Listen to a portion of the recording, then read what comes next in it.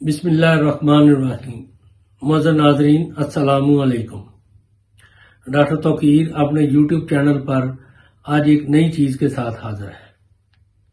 आज आप लोगों के लिए बालों को स्याह करने का एक बहुत ही आला किस्म का मुजर्रब नुस्खा बयान कर रहा हूं, जिसको बालों पर लगाने से सफेद बाल चंद रोज में स्याह हो जाएंगे।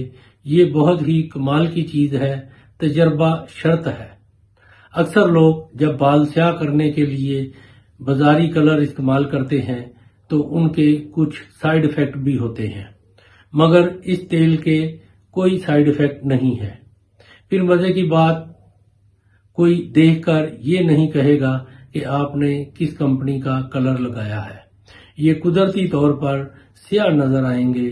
नाजरीन, इससे पहले कि मैं ये नुस्खा बयान करूं, इसका इस्तेमाल बयान करूं, आप लोग मेरा चैनल सब्सक्राइब कर लें और बेल आइकॉन को प्रेस करें ताकि मेरी हर नई आने वाली वीडियो का नोटिफिकेशन आप तक बआसानी पहुंचता रहे।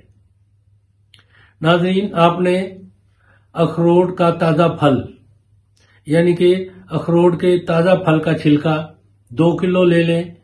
फिर इस छिलके को 15 किलो दूध में दिन भर जोश दें। सारा दिन ये करता रहेगा।